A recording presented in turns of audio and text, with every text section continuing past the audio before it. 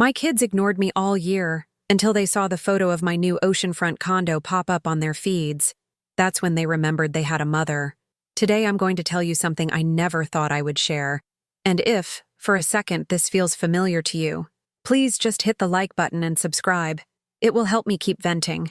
The smell of freshly brewed coffee mixed with the perpetual dampness that permeated my small apartment in Park Slope, Brooklyn. The pale yellow walls, once my pride, now looked faded, much like my own hope.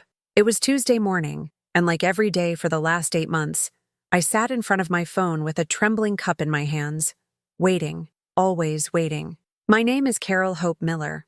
I am 67 years old, and I have 3 children who seem to have forgotten I exist. For 45 years, I worked as a secretary in a government office in Manhattan, saving dollar by dollar, denying myself small luxuries to ensure that Ethan, Sophia, and David had everything I never could. My savings, built with sacrifice and discipline, included some long-term CDs I had guarded religiously, a few stocks I bought following a colleague's advice, and the small inheritance my mother left me. My phone screen showed the family group chat, the Millers. The last message had been mine, sent 3 days ago. "Good morning, my darlings. I hope you are all well. I miss you so much." The 2 blue check marks confirmed they had all read it. No one had responded. I rose slowly, feeling the weight of my tired bones, and walked toward the window overlooking the small patio where I had planted red geraniums. I watered them every morning, talking to them as if they were the grandchildren I barely saw. "Good morning, my beauties," I whispered. "You listened to me?" The phone's chime startled me. My heart raced with that foolish hope that still clung to believing one of my children remembered me. It was Ethan. "Hello, honey," I answered, trying to control the emotion in my voice. "Mom, I need you to transfer $15,000. His voice sounded flat, missing the warmth I remembered from when he was little and hugged me every time I came home from work. "It's urgent. I found a cryptocurrency investment opportunity I can't pass up." There was no, "How are you?" No, "I miss you." Nothing to indicate he was happy to hear my voice. Just the handout, as always.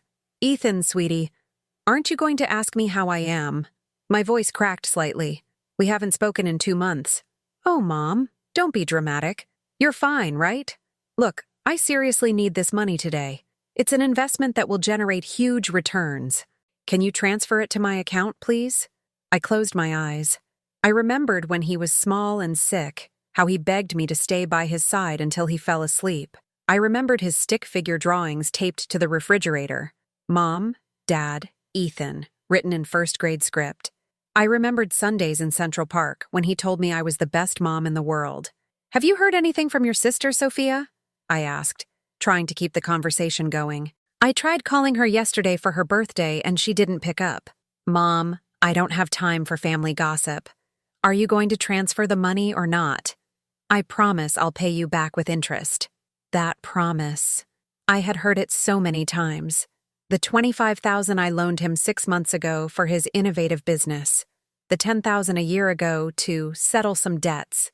The money vanished like smoke, but my children always returned for more. "It's all right, honey. I'll transfer it in a bit," I whispered. "Perfect. Thanks, Mom. Talk later." The line cut off before I could tell him I loved him. I stayed there, phone in hand, feeling the tears start to well up in my eyes. The house felt huge and empty, filled with echoes of laughter that no longer existed. In the living room, family photographs watched me from their golden frames. My children small, first communions, graduations, weddings where I smiled proudly, unaware that each photo was one step further toward my own invisibility. I walked to my room and opened the drawer where I kept my savings ledger. The numbers seemed to mock me, my capital shrinking month after month, while my children built their fortunes with my money.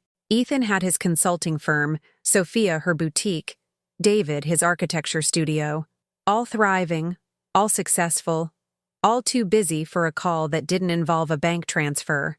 That afternoon, while making the transfer at the bank, the woman next to me in line smiled. "Sending money to the kids?" she asked knowingly.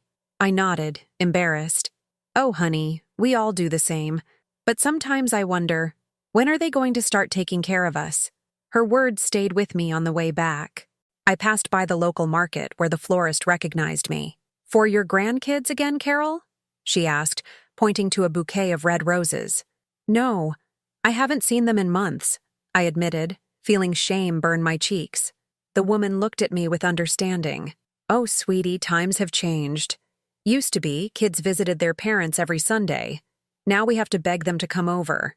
That night, while eating a single grilled cheese sandwich alone in front of the TV, I decided to write in the family group chat once more.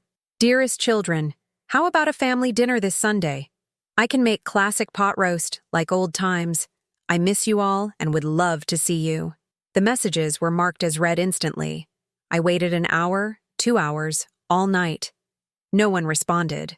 But the next day, Sophia texted me, "Mom, by the way, can I borrow your car this weekend?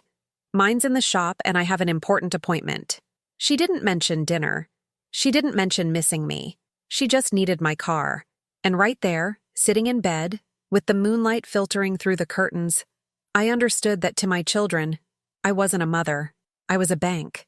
A walking, breathing savings account, available 24 hours a day to cover their expenses and solve their problems. I fell asleep that night hugging the pillow where my husband once slept, wondering when I had stopped being Carol and become just Mommy ATM. Little did I know, everything was about to change. The following days blurred into a routine of silence that gnawed at my soul. Every morning, I woke up with the foolish hope of finding a message from one of my children asking how I slept, if I needed anything, or if they wanted to come over for lunch. But my phone remained silent, as if it had lost the capacity to receive love. Wednesday afternoon, while organizing my investment papers on the dining table, the phone rang. It was Sophia. "Hi, Mommy, how are you?" Her voice sounded sweet, too sweet. I knew that tone. "Well, my love, and you? How is my granddaughter, Valerie?" I asked, clinging to any chance of connection. "She's good, growing fast. Listen, Mom, I'm calling because I need a huge favor. Remember that plot of land Dad left us in the Catskills? The one still in your name?" My heart sank. That land, a small property my late husband had bought with so much effort, dreaming of building a retirement cabin there for our future. He had put it in my name before he died, whispering it was to secure my future. "What about the land, honey?" "Well, I found an incredible business opportunity. A friend is expanding her spa chain and needs investment partners. If I sell the land, I can put up a good amount of capital. It's a sure investment, Mom. In 2 years, I could double the money." "But Sophia, that land..." My voice broke. "It's the only thing I have left of your father. He dreamed that there..." "Oh, Mom, don't be sentimental. Dad is gone. He's not going to use that land. Besides, why do you want it if you never go up there? It's just sitting there collecting dust and property taxes." Every word was a stab. Sentimental? For wanting to keep my husband's last dream? "And why don't you get a bank loan?" I suggested, desperate for an alternative. "Because the interest rates are insane, Mom. Besides, don't you always say family helps each other? I'm not asking you to give it away. I'll pay you back every dollar once the business starts generating dividends." The same promise. Always the same unfulfilled promise. "Let me think about it, honey." "Okay, but don't take too long. The opportunity won't wait forever. I love you, Mom." She hung up before I could respond. I stood there holding the phone, feeling the last tangible connection to my husband slip through my fingers like sand. That night, I couldn't sleep. I walked around the house, touching the things we had bought together. The vintage Lenox tea set we bought on our trip to Virginia. The rocking chair where I nursed all 3 of my children. The dresser he had varnished himself one Sunday afternoon. Everything seemed to whisper for me to hold on, not to let them take those memories too. On Thursday, David called. My youngest son, the successful architect who designed homes for millionaires on the Upper East Side. "Mom, do you have plans this weekend?" His voice sounded casual, but I had already learned to detect the hidden intentions. "No, honey. Do you want to come eat? I can make your favorite enchiladas." "Oh, no, Mom. I'm going to be super busy. I'm calling because Patricia and I are looking into remodeling the office. We need about $40,000 for materials and labor. Do you think you can help us out?" Patricia was his wife, a woman who had never spoken to me with genuine affection. She always looked at me as if I were old furniture in her modern living room. "David's son, can't you get a business loan?" "We could, but why pay interest when you can lend it to us interest-free? Besides, it's your investment in our future. The bigger the firm grows, the better position we'll be in to care for you when you're older." "When I'm older," I repeated, feeling slapped. "Son, I'm 67 already. I am old." He laughed, that uncomfortable laugh people use when someone says something they don't want to hear. "You know what I mean, Mom. When you need more constant care. That's why it's important to invest in us now. Invest in them. As if my children were stocks on the market. As if my love were a financial transaction calculated for future returns." "All right, David. I'll transfer it Monday." "Perfect. Thanks, Mom. You're the best." Again, that empty phrase. You're the best. The best at solving problems. The best at opening my wallet. The best at saying yes without asking awkward questions. Friday morning, while paying my bills at the bank, I ran into Hope, Esperanza, an old coworker. We hadn't seen each other in years, but her smile was the same. "Carol, how are you, dear?" She hugged me with genuine affection. "Fine, Hope. And you? How are your kids?" Her expression changed slightly. "Oh, Carol. Honestly, not so great. Robert moved to Canada and barely calls. Anna is so busy with work she only calls when she needs me to watch the kids. Sometimes I feel like I'm more of a free babysitter than their mother." Her words echoed painfully in my chest. I wasn't alone in this. "And you, Carol? How are your boys?" For the first time in months, I was honest. "Same, Hope. They only look for me when they need money. Sometimes I feel like I stopped being their mother and became their personal bank." Hope took my arm. "You know what, friend? The other day I read something that hit me hard. It said that mothers like us raise children who are so comfortable that they forget we also have needs. We also have hearts." We were silent for a moment, digesting that bitter truth. "You know what, Carol? We should do something for ourselves. When was the last time you bought yourself something nice? When was the last time you said no to one of your kids?" I couldn't answer because the truth embarrassed me. Never. I had never bought myself anything truly nice.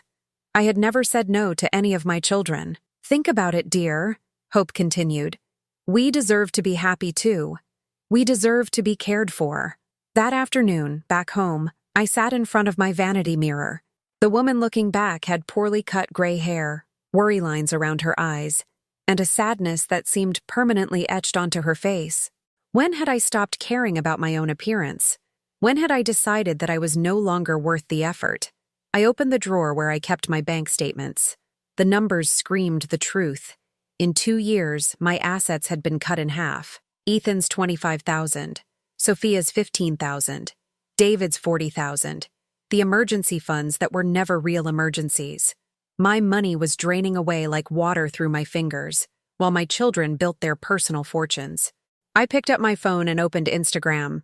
Photos of my children hit me like slaps. Ethan at an expensive restaurant on the Upper East Side, toasting with a bottle of wine that cost more than my weekly groceries. Sophia at a spa in the Hamptons, flaunting her well-deserved rest after a super stressful week.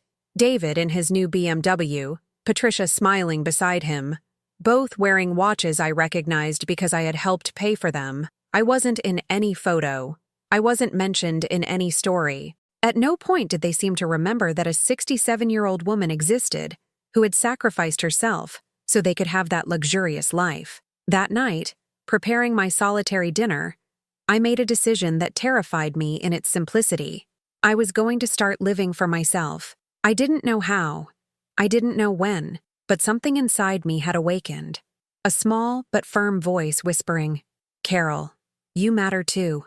The next week started with a call I didn't expect. It was Monday morning, and the name Valerie, my 15-year-old granddaughter, appeared on my screen. My heart sped up with a joy I hadn't felt in months. "Grandma?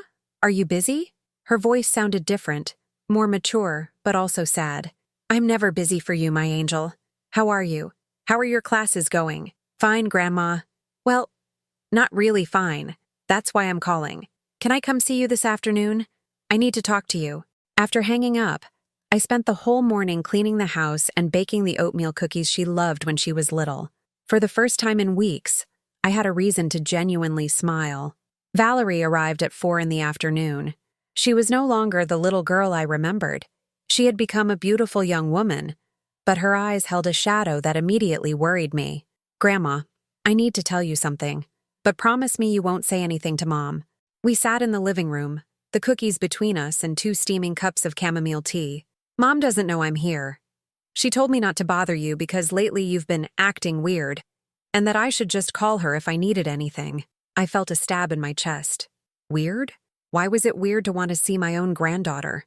"And what do you need, my love?" Valerie took a deep breath. "Well, my parents are fighting constantly about money. Mom says the spa business isn't working out as expected, and Dad is furious because he says you haven't loaned him enough. Yesterday I heard Mom talking on the phone with someone, saying she was going to have to squeeze more out of the old lady, or they were going to go bankrupt." The cup slipped from my hands. Hot tea spilled onto my skirt, but the physical pain was nothing compared to what I had just heard. "Squeeze more out of the old lady?" I repeated, feeling the words like shards of glass in my throat. Valerie nodded, tears in her eyes. "Grandma, I'm so sorry to tell you this, but they also mentioned selling you on the idea of moving into a retirement home so they could manage your assets. They said it was for your own good because you're too old now to handle so much money." The world crashed around me. A retirement home. They wanted to put me in an assisted living facility to take my money, my properties, my inheritance, everything I had built with 45 years of work. "Grandma, are you okay?" Valerie took my hand. "You look really pale." "I'm fine, my angel," I lied, trying not to cry in front of her. "And why are you telling me all this?" "Because it's not fair. You've always been good to us. You've always helped us. And they talk about you like you're just an inconvenience." That night, after Valerie left, I sat on my bed examining all the important documents I kept in a metal box. My will, where I had naively left everything divided equally among my 3 children, the deeds to the house, the land in the Catskills, the certificates for my bank investments. Everything was in my name, but I realized that didn't protect me. If my children managed to prove I wasn't fit to handle my finances, a judge could grant them guardianship. And then, I really would become a prisoner in my own life. On Tuesday morning, Sophia arrived unannounced. She brought flowers, an expensive box of chocolates, and that smile I now recognized as a mask. "Mommy, how are you? You look tired." "I'm fine, dear. To what do I owe the visit? Can't I come see my mom for no reason?" She laughed, but the laugh sounded false. "Well, truth is, I also wanted to talk to you about something important." She sat on the sofa and pulled a folder from her purse. "Look, Mom, I've been researching and I found an incredible place. It's a luxury retirement community in Greenwich, Connecticut. Super beautiful, with gardens, 24-hour nurses, recreational activities. It's like a 5-star hotel, but specialized for people your age." My blood froze. There it was. The plan Valerie had warned me about. "Why are you showing me this, Sophia?" "Because I love you, Mom, and I worry about you. Living alone isn't safe anymore. What if you fall and no one finds out? What if you forget to take your medication? Plus, you'd have company there. People your age." She opened the folder and showed me photographs of perfect gardens, elegant rooms, smiling seniors engaged in structured activities. Everything looked too perfect, too expensive. And we would take care of all the financial paperwork so you don't have to worry about a thing. We could sell this house. It's too big for you now. And use that money to pay for the residence. The land in the Catskills would also help a lot. And we would move your savings into an account we could manage to ensure it yields more return. There was the entire plan, wrapped in sweet words and feigned concern. They wanted to strip me of everything. My house, my land, my savings, my independence, my dignity. "What if I don't want to go?" I asked, trying to keep my voice steady. "Oh, Mom, why wouldn't you want to? It's a beautiful place and you'll be much better cared for than here all alone." "But this is my home, Sophia. I lived here with your father. I raised you all here." "Yes, Mom, but that was then. We've grown up. We have our own families now. You can't live in the past forever." Every word was a blow. Live in the past? For wanting to keep the memories of an entire life. Besides, Sophia continued, reviewing the papers. Look at all these benefits. They have an incredible activities program. Yoga, painting, dance classes. You'll make lots of friends. I remained silent, pretending to consider her proposal, while a storm of rage and sorrow I didn't know I could feel erupted inside me. Let me think about it, I finally said. Perfect, Mom, but don't take too long to decide, because these places have waiting lists. After she left, I walked through my house as if seeing it for the first time. Every corner held a story. Every object held a memory. The table where I did homework with my children, the kitchen where I prepared thousands of meals, the garden where I taught Ethan to ride his bike. How could they ask me to abandon all of this? How could they believe I would be happier confined in a beautiful residence than here, in the place where I built my life? That night, I called my doctor, Dr. Peterson, who had attended to me for the last 10 years. Doctor, I need you to run every possible medical exam. Blood tests, cognitive tests, physicals, everything that can prove I'm in perfect mental and physical condition. Any specific issue, Mrs. Miller? My children want to commit me to an assisted living facility, doctor, and I need proof that I am perfectly capable of making my own decisions. There was a long silence on the other end of the line. I understand perfectly, Mrs. Miller. Unfortunately, these situations are more common than we think. Come in early tomorrow, and we will run all the necessary tests. As I hung up the phone, I felt something I hadn't experienced in years. Pure determination. My children had made a mistake in underestimating me. They thought I was a defenseless old woman who would be manipulated without resistance. But they were wrong. Carol Hope Miller had worked 45 years, raised 3 children, survived her husband's death, and built a solid estate. She wasn't going to surrender without a fight. It was time to show them who their mother really was. The medical results arrived a week later, and they were like a golden shield in my hands. Excellent mental health, controlled blood pressure, cognitive function above average for my age. Dr. Peterson had been meticulous, even including a psychological evaluation confirming my complete capacity to make financial and personal decisions. Mrs. Miller, he had told me while handing over the documents, you are in better condition than many people 20 years younger. Guard these papers carefully. That same afternoon, while organizing the documents on my desk, the phone rang. It was Ethan, and his voice had a tone I hadn't heard before. Desperation.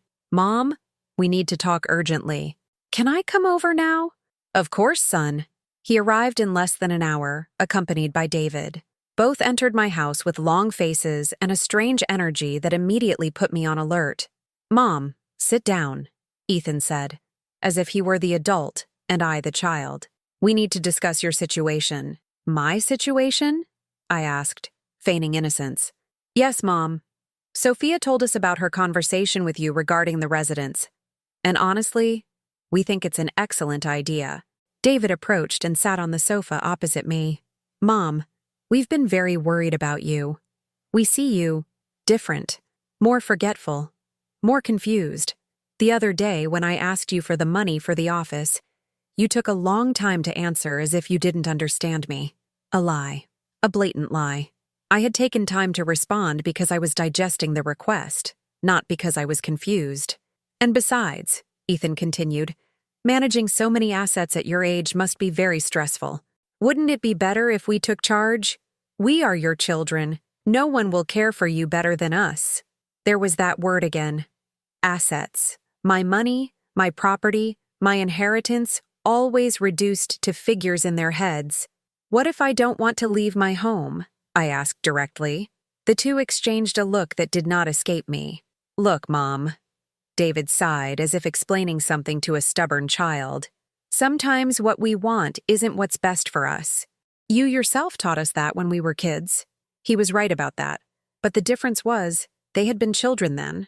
I was a 67-year-old adult, not a child who needed to be told what was best for her. All right, I finally said. Let me think about it. There's not much to think about, Mom. We've already made the decision. Ethan's words were like a slap. They had already made the decision. Without me. About my life, my house, my money, my future. After they left, I poured myself a glass of the wine I had saved for special occasions and sat in my garden. The plants I had tended for years watched me in silence, as if they understood that something fundamental had changed in the world.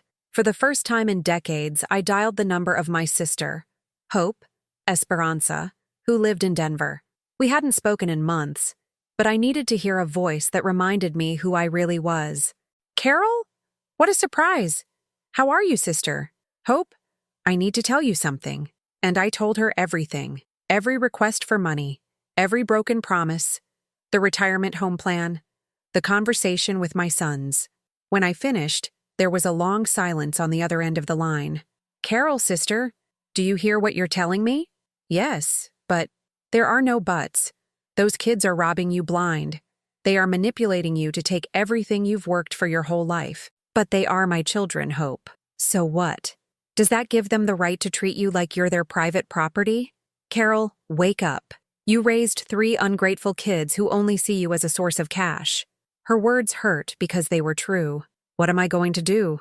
They are all I have. No, Carol, you are all you have. And it's time you start loving yourself as much as you've loved those ingrates. That night, after hanging up with Hope, I did something I hadn't done in years. I took a long bath with aromatic salts, put on a soft robe, and sat in front of the mirror to truly look at my reflection. The woman looking back had aged, yes, but she wasn't finished. Her eyes still had a sparkle, her posture still held dignity. I had let my children convince me I was a defenseless old woman, but the truth was, I was still Carol Hope Miller, the woman who had raised 3 children alone after her husband died, the one who had managed the family finances for decades, the one who had built a solid estate through her work and dedication. The next day, Tuesday morning, I did something that terrified me in its simplicity. I opened a new bank account, at a different branch, only in my name, with no beneficiaries, no authorized signatories.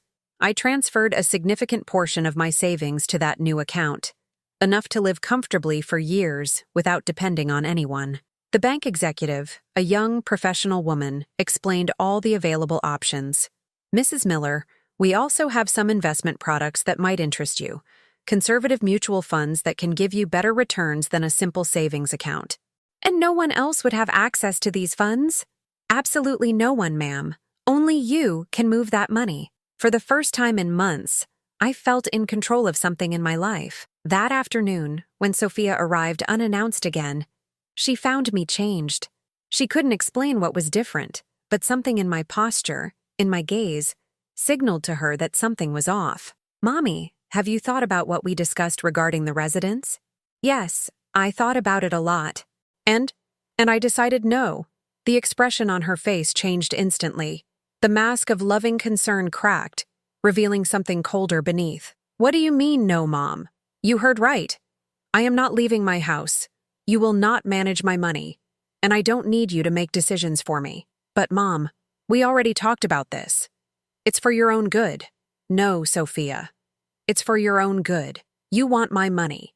And to get it, you need me out of the way. She stood silent, jaw dropped, as if she couldn't believe her mother had the audacity to speak to her like that. I can't believe you think that of us. We are your children. We love you. If you loved me, you would respect me. If you loved me, you wouldn't be planning how to get rid of me to take my inheritance. Sophia got up from the sofa, furious. I don't know who is putting ideas in your head, but this isn't over.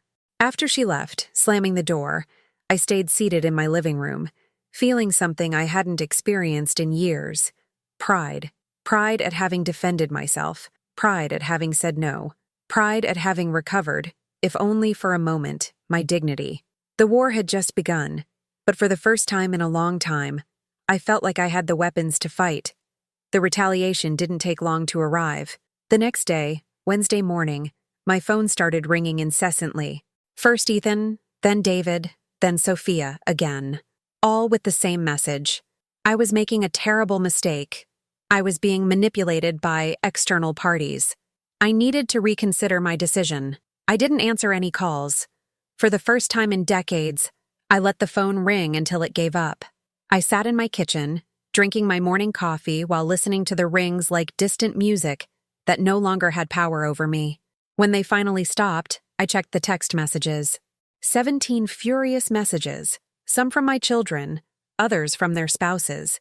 Patricia, David's wife, had written, "Carol, I don't know what's wrong with you, but you are hurting David deeply. He just wants to help, and you're pushing him away like a stranger."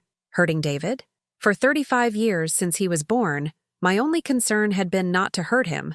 And now, the first time I prioritized my own well-being, I was the villain in the story. I deleted all the messages without responding. That afternoon, I made a decision that filled me with equal parts terror and excitement. I went shopping, not to buy groceries or cleaning supplies or the practical things I had bought my entire adult life. I went out to buy something nice, just for me. I walked along the streets of Tribeca, looking at windows I used to only glance at because I didn't have time, or didn't have money, for frivolities. I stopped in front of a small but elegant boutique, where the dresses in the window seemed to whisper for me to enter. "Can I help you find something?" A young saleswoman asked me with a genuine smile. "I'm looking for something pretty." For me, those 4 words felt revolutionary. For years, my purchases had been for others. Clothes for my children when they were small, gifts for their birthdays, things for the house. Never something nice, just for me. I tried on a navy blue dress with small embroidered flowers. Elegant but not ostentatious. When I looked at myself in the changing room mirror, the woman looking back seemed different. Not younger, but more alive. "It looks beautiful on you," the saleswoman said. "That color really brings out your eyes." I bought the dress, some comfortable but stylish shoes, and a simple silver necklace that shone discreetly under the store lights. I spent more money in one afternoon than I had spent on myself in the past 5 years combined. As I walked back home with my bags, I ran into Mrs. Rodriguez, my longtime neighbor. "Carol, you look radiant. What are we celebrating?" "Nothing special, Mrs. Rodriguez. Just bought myself a few things." "Oh, that's wonderful. It was about time you spoiled yourself a little. You're always giving and giving, but I never saw you receive anything in return." Her words lingered with me. She was right. Always giving, never receiving. That night, eating dinner alone in my new dress, the doorbell rang. It was Valerie, my granddaughter, but her face was puffy from crying. "Grandma, can I come in?" "Of course, my angel." "What happened?" She sat on my sofa and burst into tears. "My parents are furious with you. They say you've gone crazy, that someone is manipulating you into not listening to them. Mom says they're going to have to take legal action to protect you from yourself." Legal action. There was the real threat. "And what do you think, Valerie?" I think I see you happy for the first time, Grandma. Different, but happy. Like you've been asleep for a long time and are just waking up." Her observation struck me. A 15-year-old could see what my adult children refused to acknowledge. "Grandma, is it true you're not going to give them money anymore? Is that what they told you?" "Yes." "And they also said you're being selfish. That after everything they've done for you, you're abandoning them now." I laughed, but it wasn't a cheerful laugh. "Everything they've done for me? Like what, Valerie?" My granddaughter thought for a moment. "Well, I don't know. I guess visiting you? When was the last time any of your parents or uncles came to visit me without asking for money?" Valerie reflected for several minutes.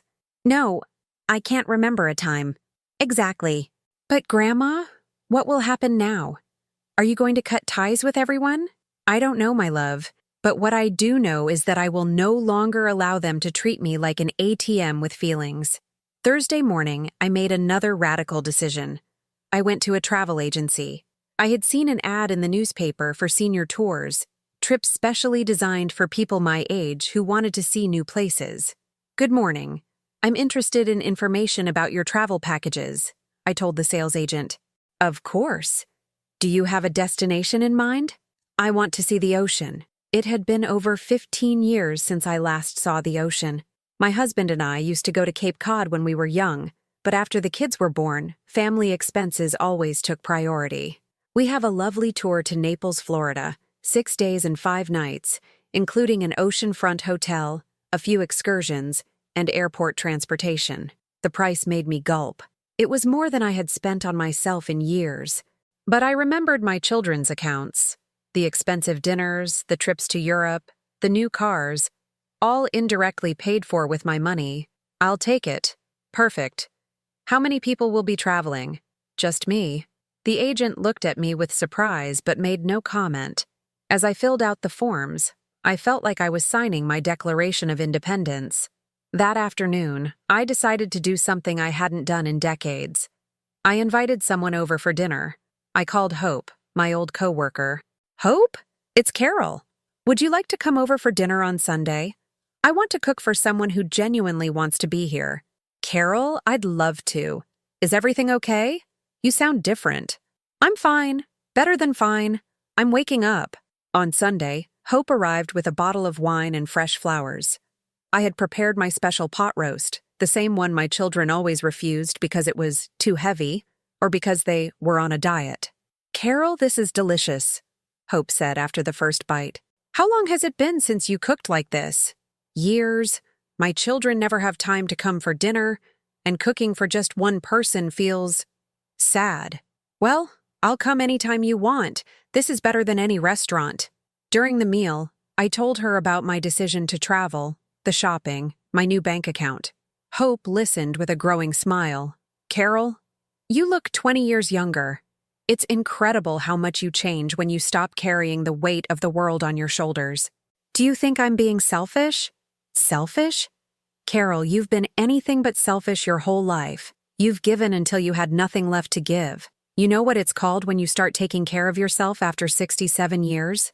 It's called survival. That night, after Hope left, I sat in my garden with a glass of the wine we had opened. The stars seemed brighter than usual, or maybe I was just truly seeing them for the first time in years. My phone had been silent all day. No calls from my children, no urgent messages asking for money. For the first time, that silence didn't hurt. It felt liberating. I took out my cell phone and wrote a message in the family group chat that I had been formulating in my mind for days.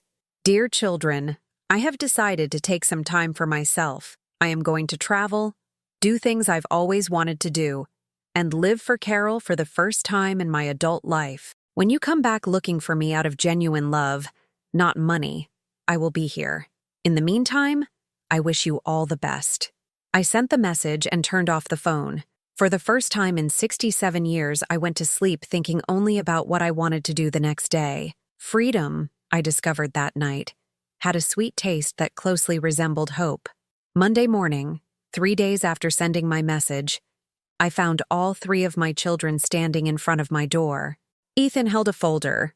David held his phone as if about to make an important call, and Sophia looked at me with a mix of fury and desperation I hadn't seen in years. Mom, we need to talk, Ethan said without even greeting me. Good morning to you too, I replied, without fully opening the door. We're not here for pleasantries, Sophia retorted. Can you tell us what that message meant? Since when do you talk to us like that? Since I decided to respect myself. David stepped forward. Mom, we've already spoken to a lawyer. What you're doing is called temporary mental incapacitation. We can prove you're not fit to make important decisions. There it was. The threat I had been expecting. Mental incapacitation? For deciding to travel and buy myself clothes? For behaving irrationally, Ethan said, opening his folder. For refusing to accept help. Isolating yourself from your family. Making erratic financial decisions. Erratic financial decisions like what? Like opening bank accounts without consulting us, Sophia responded. Like planning unnecessary spending on trips when you should be saving for your future medical care. I laughed. A real, clean laugh that surprised them all. Unnecessary spending. Interesting concept coming from people who, in the last 2 years, have borrowed over $200,000 from me that they have never repaid. That's different, David defended. Those were family investments. Investments in our future. In your future, not mine. Ethan pulled some papers from his folder. Mom, this has gone too far. We've prepared a petition for conservatorship. If you don't come to your senses, we will have to file it with a judge. The word conservatorship echoed in the air like a death sentence. They wanted to have me legally declared incompetent to handle my own affairs. You know what? I said, maintaining the calm it had taken me decades to learn. Come in, but you will sit where I tell you to. You will listen to what I have to say, and then you will leave my house. They entered as if they were doing me a favor. They sat in the living room, the same place where we had shared thousands of family moments, where they had cried as children, where they had celebrated their graduations and weddings. "Before you say another word," I began, "I want you to explain something to me. When was the last time any of you came to this house without asking me for money?" Silence. "When was the last time you asked me how I am, if I sleep well, if I need company?" More silence. "When was the last time you invited me to dinner at your houses when it wasn't my birthday or Mother's Day?" Sophia tried to speak. "Mom, I'm not finished. Do you know how much money I've loaned you in the last 5 years? Because I do. I keep accounts." I got up and went to my desk, where I had a ledger I had been updating religiously. Ethan, $80,000. Sophia, $60,000. David, $50,000. Total, $190,000. Money that came from my savings, my pension, and the investments I made during 45 years of work. The numbers floated in the air like concrete accusations. "And in these 5 years, do you know how many times you've paid any of it back?" "Zero." "Do you know how many times you've asked if I need help with anything?" "Zero." "Mom, it's not the same," David protested. "We are young. We are building our lives, our businesses. And what am I?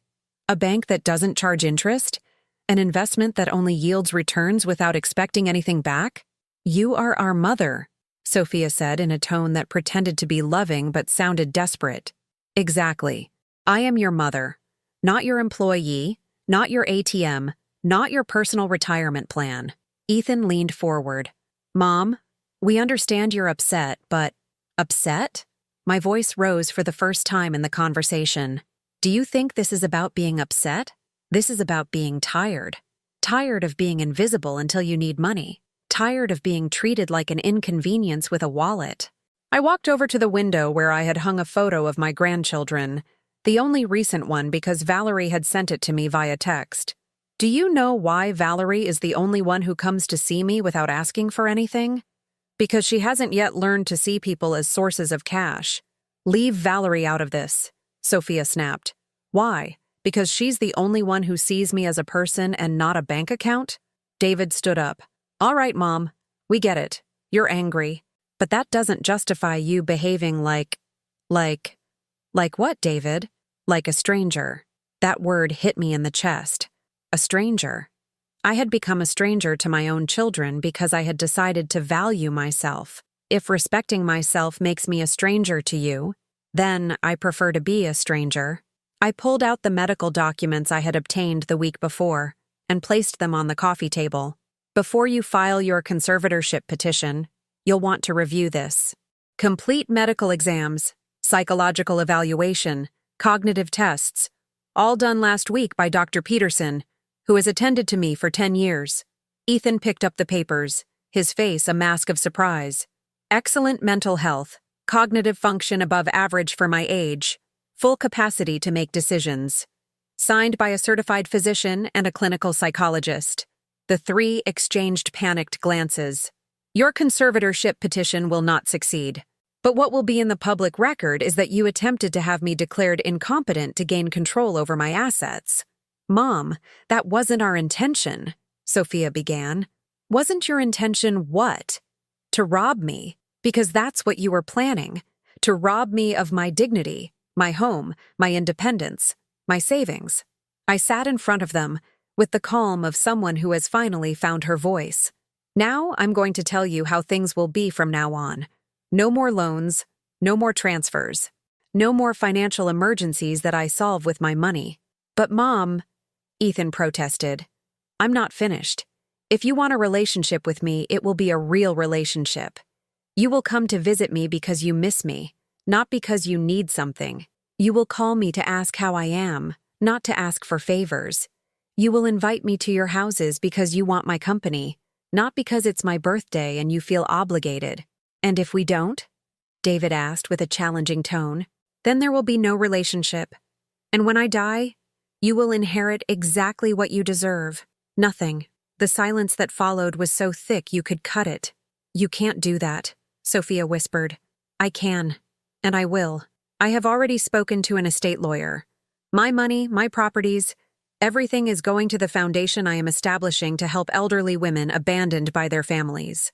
Mom, you can't be serious. Ethan looked genuinely terrified. I have never been more serious in my life. The three stood up, defeated. At the door, Sophia turned to me. I don't know who you are now, but you are not my mother. You are right, I replied. Now I am Carol, and Carol doesn't let herself be manipulated. After they left, I poured myself a cup of tea and sat in my garden. The plants I had tended for years seemed greener, more alive. For the first time in decades, I felt completely at peace. 2 weeks after that life-altering confrontation, I was sitting on a terrace facing the ocean in Naples, Florida, with a frozen margarita in my hand and the sun caressing my face. For the first time in years, I was not in a hurry to get anywhere. I didn't have to solve anyone else's problems. I didn't have to worry about bank transfers or family loans. The hotel where I was staying was modest but clean, with an ocean view that was worth every dollar I had invested in this trip. My tour companions were people my age who, like me, had decided to give themselves a chance to live for themselves. First time traveling alone? Asked Helen White, a lady from Ohio who had sat down at the next table during breakfast. First time doing many things, I replied with a smile. Helen was 72 and had an energy I envied. She told me she started traveling after her husband died, when her children told her it was time to settle down and stop wasting money on foolishness. You know what I told them? She asked as we watched the waves crash against the shore.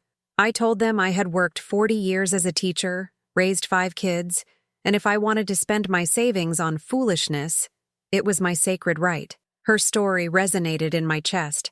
I wasn't alone in this. There was a whole generation of women learning to live for themselves after decades of living for others. During those 6 days in Naples, I did things I never would have imagined. I took dance classes on the beach. I ate lobster for the first time at a fancy restaurant. I bought handcrafted souvenirs without wondering if it was an unnecessary expense. I woke up every morning asking myself what I wanted to do that day, not what I needed to do. On the last day of the trip, while packing my new clothes in my suitcase, my phone rang. It was Valerie. Grandma, how are you? Are you back from your trip? Hello, my angel. I get back tomorrow. Everything okay? Yeah. Well, I don't know. My parents are still really mad at you. Yesterday, I heard Mom talking to a cousin, telling her you'd gone crazy and they didn't know what to do with you. And what do you think, Valerie?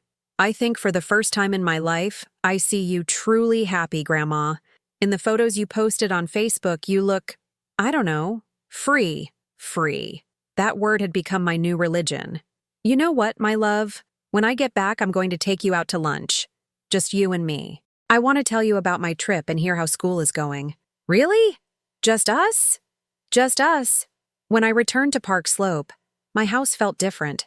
Not smaller or emptier, but mine. For the first time in decades, it was entirely mine. No one was going to show up unannounced asking for money. No one was going to criticize my decisions. No one was going to make me feel guilty for choosing my own happiness. The first week back, I established a new routine. I ate breakfast slowly, read the entire newspaper, not just the financial news that might affect my investments.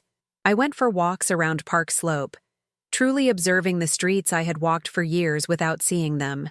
I signed up for a watercolor painting class at the local cultural center. I was 67 and had never touched a paintbrush. But the instructor, a young woman named Andrea, welcomed me with a smile that didn't judge my age or my inexperience. Art has no age, she told me as she taught me to mix colors. It just needs the desire to create something beautiful. My first paintings were adorable disasters.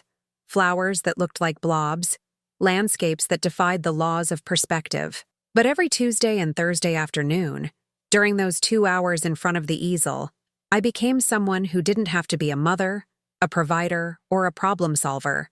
I was simply Carol, learning something new.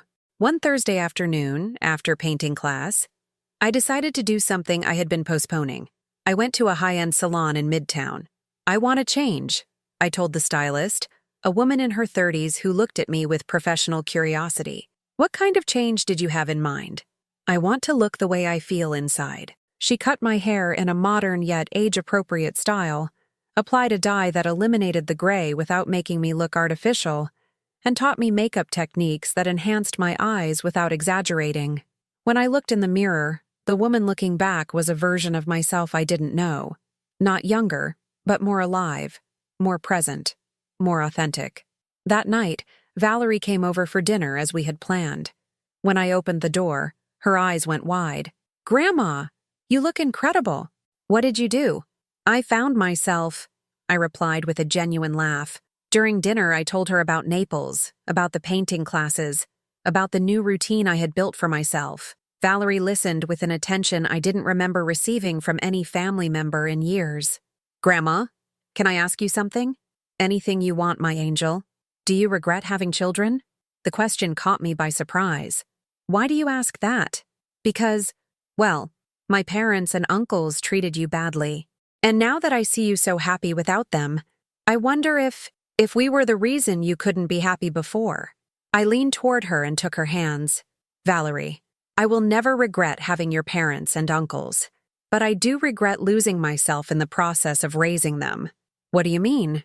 "I mean I became mom and stopped being Carol, and when they grew up, I didn't know who I was without that role." Valerie nodded as if she understood perfectly. "And now you know who you are?"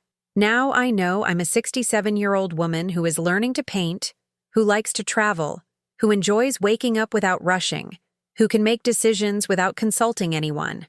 I am someone who deserves genuine respect and affection, not just when someone needs something from me." After Valerie left, I sat in my living room with a cup of chamomile tea and looked at the watercolor I had painted that afternoon.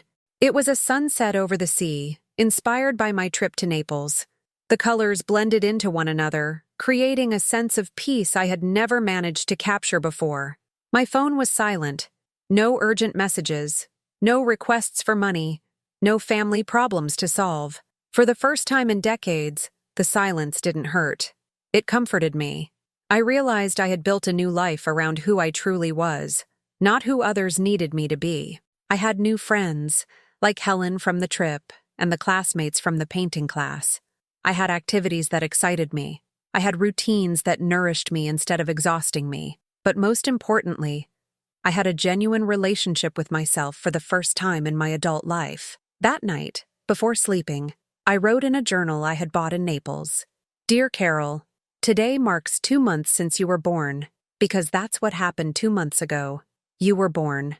The woman you were for 45 years died the day you said no for the first time. And this new woman you are now is learning to walk, to talk, to decide what she wants out of life. It's okay if it's difficult sometimes. It's okay if you feel lost occasionally. Babies fall too when they are learning to walk. But look at everything you have achieved.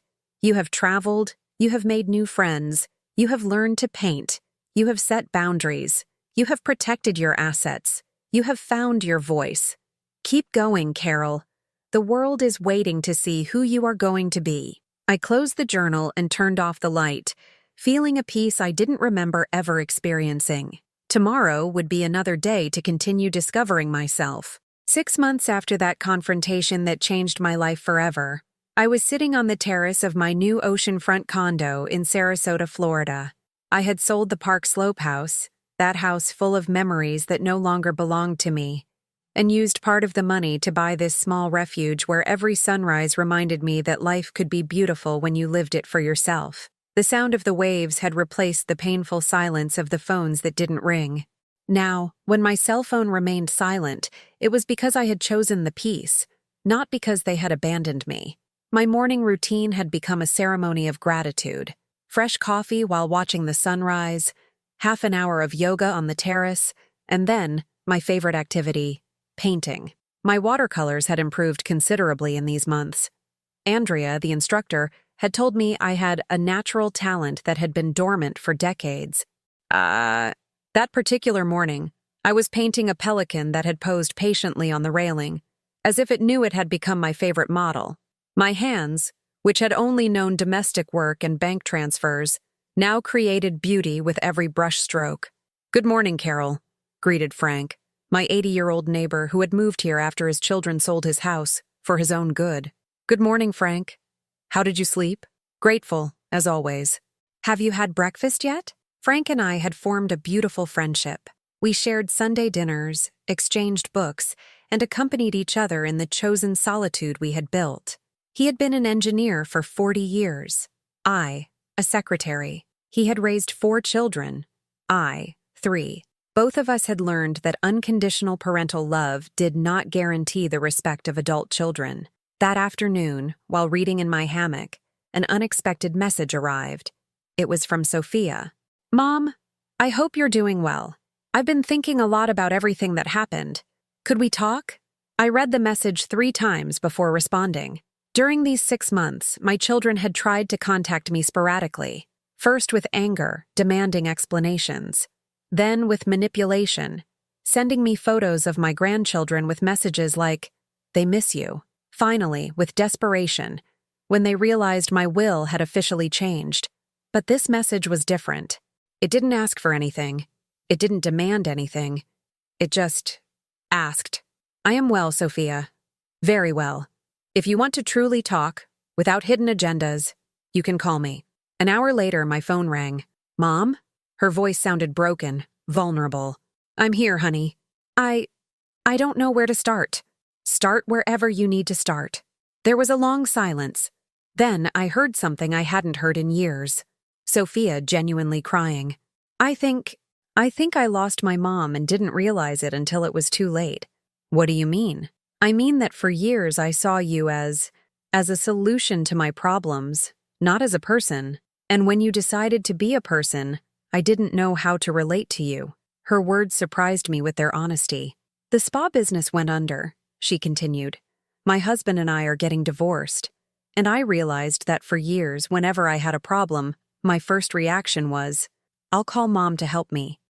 It was never, I'll call Mom because I miss her, or I'll call Mom because I'm happy to hear her voice.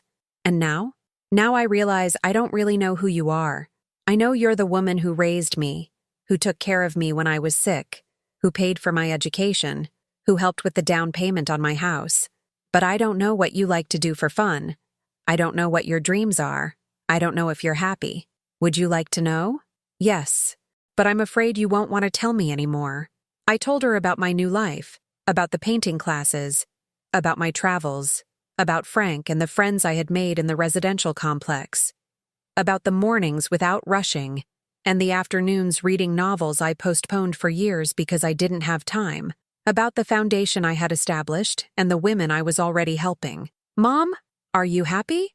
For the first time in decades, yes. "And us? Don't you love us anymore?" The question broke my heart, but not in the painful way of before. It broke it with a clean, honest sadness.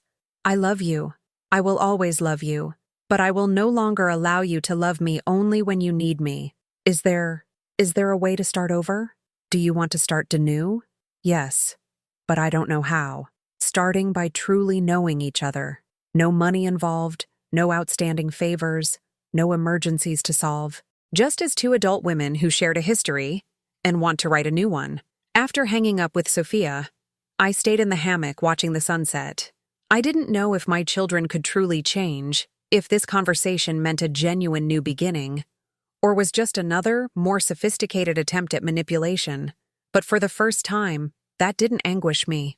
Because I had learned that my happiness did not depend on them. My peace was not conditioned by their love. My worth as a person was not measured by my usefulness as a mother bank. Valerie visited me the following week. She arrived by bus from Tampa with a backpack and a smile that lit up my condo. "Grandma, this is incredible," she said as she walked around the terrace. "It feels so peaceful." During those 3 days, I taught her to paint with watercolors. We cooked together without rushing. We walked along the beach collecting seashells. At night, we sat on the terrace watching the stars while I told her stories from when I was young, dreams I'd had and never shared with anyone. "Grandma, can I ask you something personal?" "Anything you want, my angel." "Do you regret waiting so long to be happy?" The question made me think deeply. I don't regret raising your parents with love. I don't regret working to give them opportunities. But I do regret believing that my only function in life was to sacrifice myself for others. What would you tell other women who are in the situation you were in? I would tell them that it's never too late to reclaim themselves. That true love doesn't require self-annihilation. that it's possible to be a good mother without ceasing to be a complete person. On the last day of her visit, Valerie hugged me with an intensity that reminded me why this whole process had been worth it. Thank you for teaching me that women get to choose how we want to be loved. After she left, I sat down to write in my journal, which had become my most faithful confidant. Dear Carol, today marks 8 months since you were born. And look at everything you've built. A life that is yours, relationships that nourish you, activities that excite you, boundaries that protect you. You've learned that chosen solitude is freedom, not abandonment. You've discovered that self-respect is more valuable than the approval of others. You've understood that being a mother does not mean ceasing to be a woman. Maybe your children will learn to truly love you, maybe not, but that no longer determines your worth or your happiness. Because you have found something you lost decades ago. You have found yourself. I closed the journal and walked out to the terrace. The full moon reflected on the ocean like a silver path stretching to infinity. For the first time in my life, that infinity didn't scare me. It gave me hope. Have you ever lived this situation? Or do you know someone who has gone through something similar? If this story touched your heart, share it in the comments below. And if you enjoyed this narrative, please hit the like button and subscribe to the channel so this message can reach someone who needs to hear it. Because we all deserve to remember that it is never too late to choose our own happiness.